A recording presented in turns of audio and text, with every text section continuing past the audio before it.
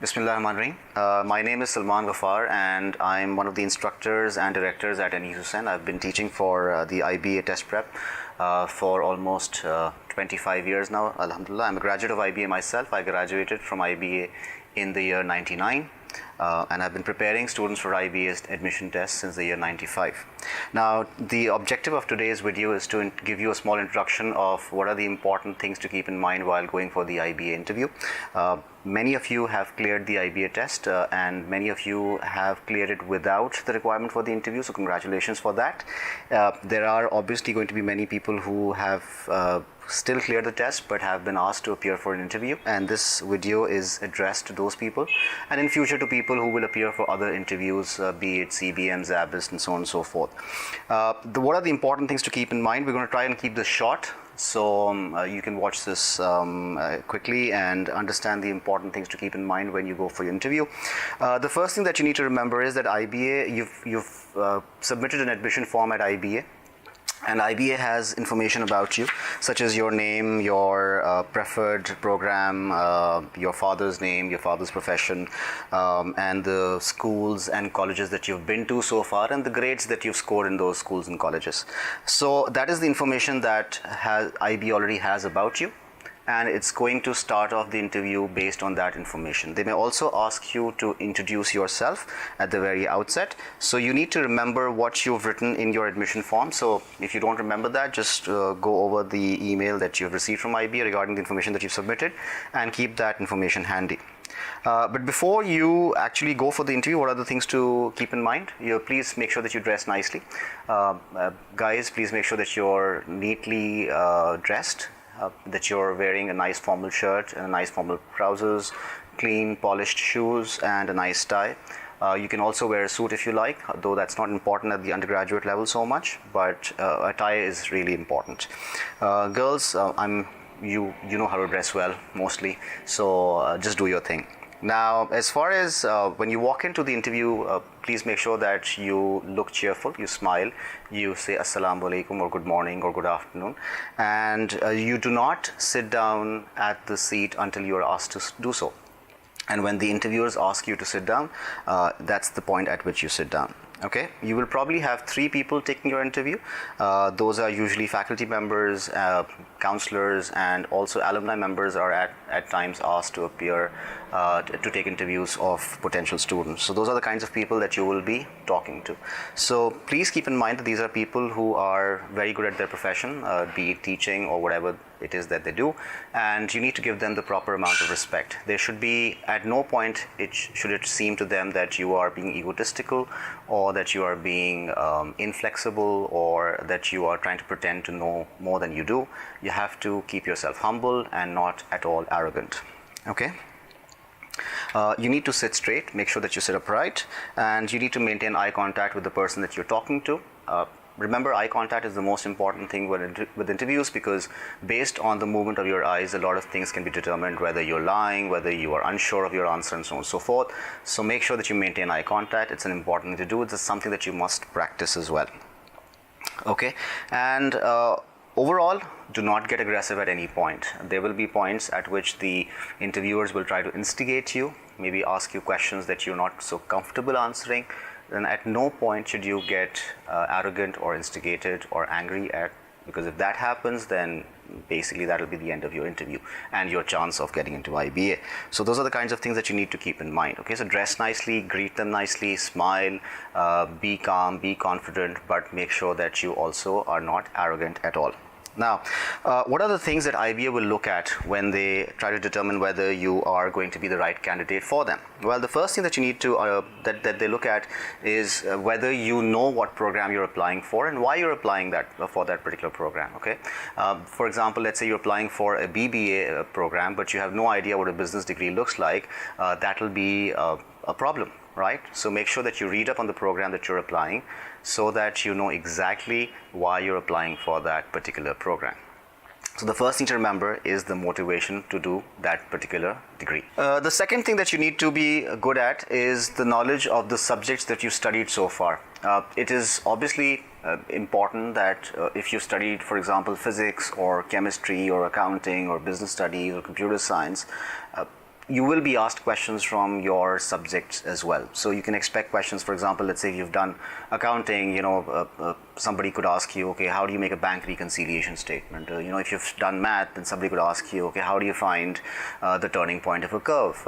Or how do you find the area under a curve, and so on and so forth. You might even be given a math question to solve, and it just depends upon the kinds of grades that you have as well, the kinds of percentages that you possess. So, and a very common question that you get at IBA is, what is your favorite subject? And if you're going to say that your favorite subject is, for example, English literature or history, then you need to make sure that you're good at those subjects, so that when they ask you questions based on those subjects, you're able to answer those questions. So your favorite subject should be a subject that you are good at, not just something that you like but you're terrible at. Okay. The third thing that they obviously look at is your confidence level. Now, confidence level doesn't mean that you become arrogant. There's a very fine line between being confident and being arrogant. So your confidence should be right up there. The way you smile, the way you talk, the way you respond to questions. Even if you don't know the answer to a question and you confidently say that I'm sorry, but I do not recall, that's a mark of confidence. You don't have to answer each and every question. You may not remember something. You may not be sure about it. You can also say that I am not certain of the answer, but as far as my memory goes, this is what it was.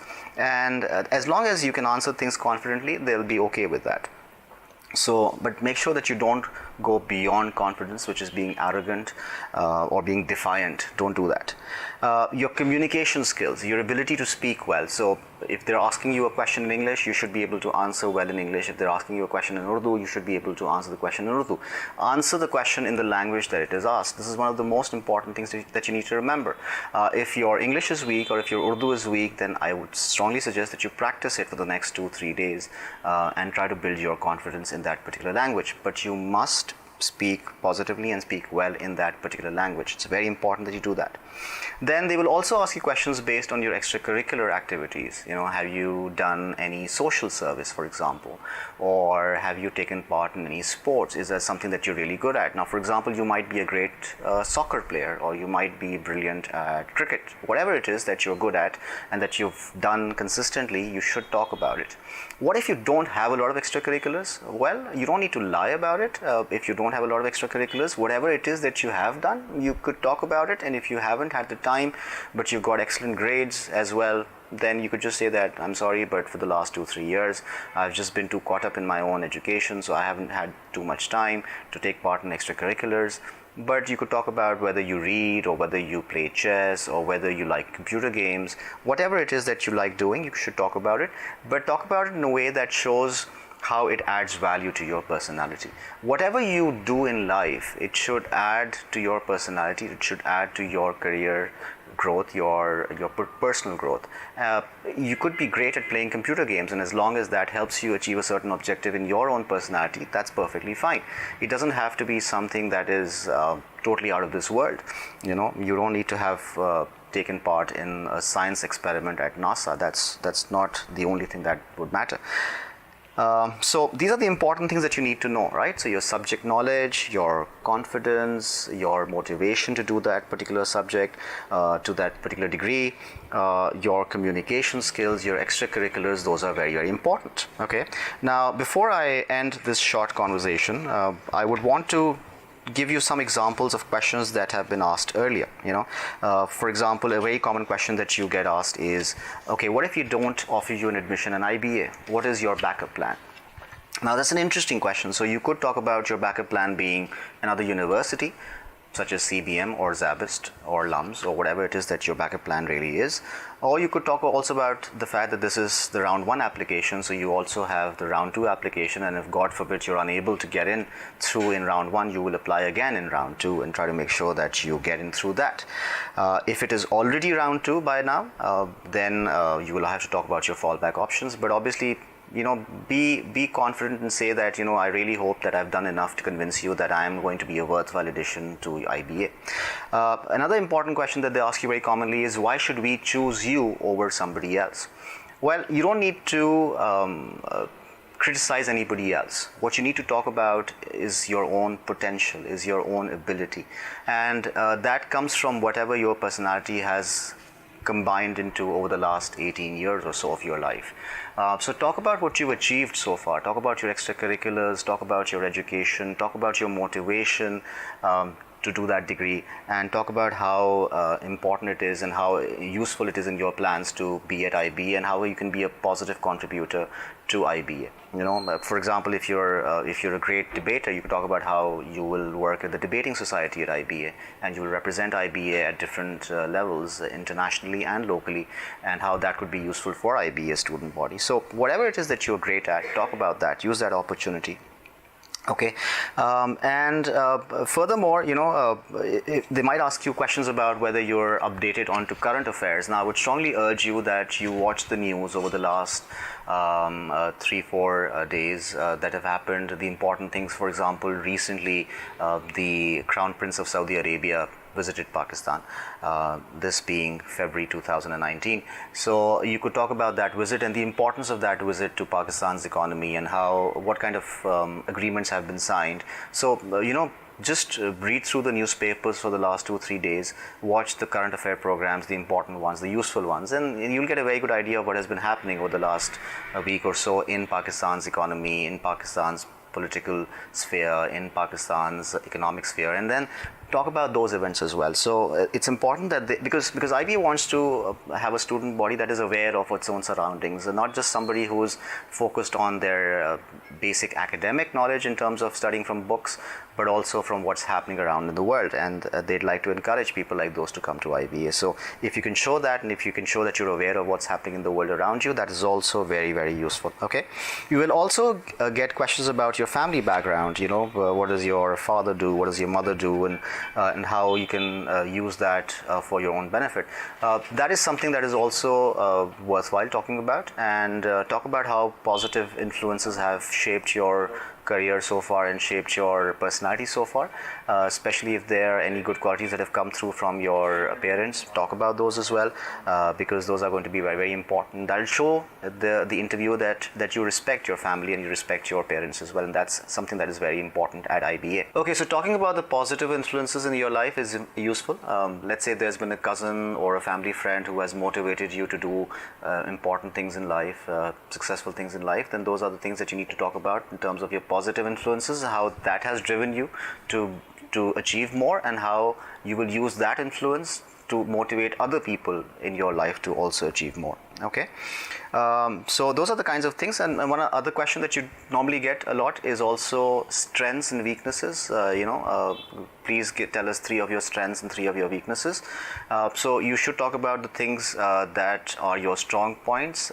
Definitely try to think of 3 or 4 things that you believe are your strengths. For example, you could talk about how positive a person you have, how positive an approach to life towards life you have, how hardworking you are, how persevering you are, or if there's something interesting, something that is not run-of-the-mill, something that is different. For example, your ability in chess, your ability in playing badminton. You could talk about those things as your strengths and how that motivates you to do even better.